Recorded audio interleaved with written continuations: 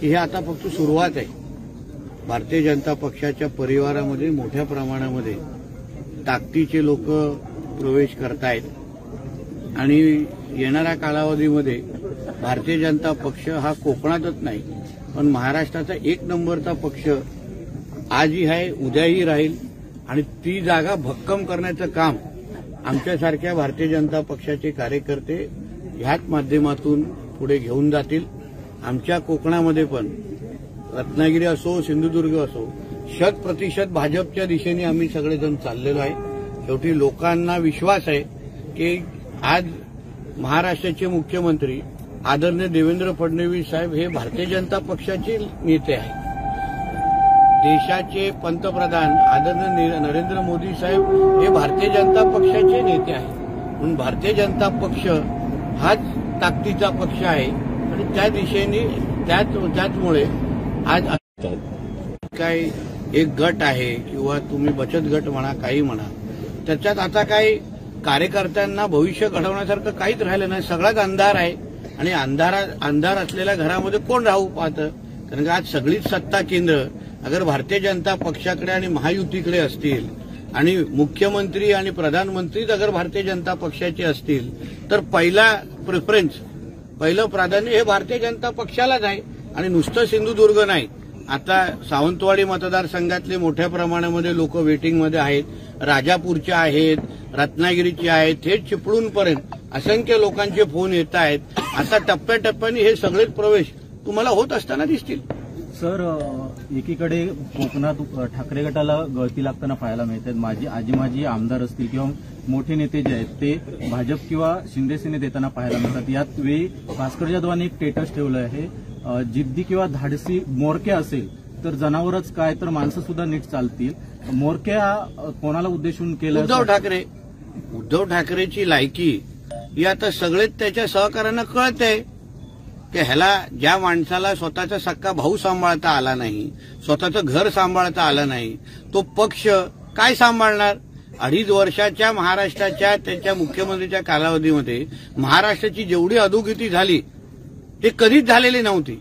आणि म्हणून जो घर सांभाळू शकला नाही, राज्य सांभाळू शकला नाही, स्वतःचा पक्ष, आज उबाटा नावाचे एक गट राहिलेला आहे, त्या गटामध्ये आता हळूहळू सगळेजण आपलं भविष्य शोधत बाहेर निघतायत. शेवटी जो स्वतःचं भविष्य घडू शकला नाही तो दुसऱ्याचं भविष्य काय घडवणार?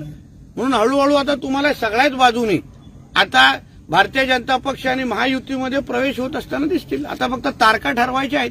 संजय राऊत यांनी शरद पवार यांचा आरोप केला. त्यानंतर वैभव नाईक यांनी सांगितलेलं आहे की 2019 मध्ये महाविकास आघाडी करताना विचार केला पाहिजे होता, असंही वक्तव्य केलं. लवकर कळलं, त्याला ट्यूबलाईट म्हणतात. म्हणून जेवढ्या लवकर ही ट्यूबलाईट पेटेल हे त्यांच्यासाठीच चांगलं आहे. आता तसे पण घरीच बसलेले आहेत म्हणून असे फुकटचे सल्ले देऊ शकतात. हिंदी में बीजेपी में इनकमिंग शुरू हो गया है, यूपीटी में आउटगोइंग शुरू हो रहा है. देखिए, आज हमारे देश के पंतप्रधान मोदी जी हमारे भारतीय जनता पार्टी के लीडर है. हमारे राज्य के मुख्यमंत्री देवेंद्र फडणवीस जी ये भारतीय जनता पार्टी के लीडर है. आज सभी के सभी जो ताकत के लिए नेता है वो भारतीय जनता पक्ष में है और इसलिए हमारे सभी सहकारी आज बड़े पैमाने पे आज भारतीय जनता पार्टी में आ रहे हैं. हमारी पार्टी बढ़ रही है, हमारा परिवार बढ़ रहा है और इन लोग सबको विश्वास है कि इनके गांव का विकास, इनका भविष्य का विकास और इनको भविष्य को आगे लेके जाना हो तो भारतीय जनता पक्ष की सिवाय दूसरा पर्याय नहीं, ये उन लोग को मालूम होने की वजह से आज हमारे साथ में. राजन साल्वी के जाने के बाद उद्धव ठाकरे ने आज आपातकाल बैठक बुलाई, क्या कहेंगे? देर से दूरी आएगी? ऐसा कुछ देखिए, कितना भी ये ऐसा बैठक बुलाएंगे तो भी आज बहुत देरी हो चुकी है. ट्रेन आगे छूट चुकी है, स्टेशन पे अभी कोई खड़ा नहीं है. इसलिए कितना मीटिंग बुलाना है क्या बुलाओ. मैं तो बोलता हूँ वो सेना भवन में भी क्यों जाते हैं, उसको टाला ठोक देना चाहिए. अभी जो बाला साहब के बाद वैसे भी सेना भवन का कुछ महत्व ही बचा नहीं है और उद्धव ठाकरे को ऐसे ही घर पे बैठे बैठे ऐसे बैठक लेने दीजिए. बाकी का पार्टी खाली करने का काम हम लोग कर रहे. साहेब, कोकणातली महत्वाची जत्रा आहे सिंधुदुर्ग जिल्ह्यात मालवणची, आग्नेवाडीची. सीएम येणार का या आग्नेवाडीला यात्रेला? असं आहे की आता कोकणातल्या आमच्या इकडे आंगणेवाडीची जत्रा आहे, कुणकेश्वरची जत्रा आहे, गावागावातले सगळ्याच जत्रांना तेवढंच महत्व आहे. कारण भाविक त्याच तळमळीने त्या जत्रेकडे येतात. आदरणीय देवेंद्र फडणवीसजींना आम्ही अंगणेवाडीची पण आमंत्रण दिलं आहे, कुणकेश्वरचं पण आम्हाला शेवटी त्यांचा निर्णय. 3 मार्चला आमच्या बजेटचं अधिवेशन आहे. त्याच्या तयारीसाठी आमचे मुख्यमंत्री साहेब आणि त्यांचं पूर्ण कॅबिनेट मोठ्या प्रमाणामध्ये कामाला लागलेलं आहे. म्हणून बघू, सीएम साहेबांनी ठरवलं ते निश्चित पद्धतीने येतील आणि आल्यावर तुम्हाला पहिलं कळवतो.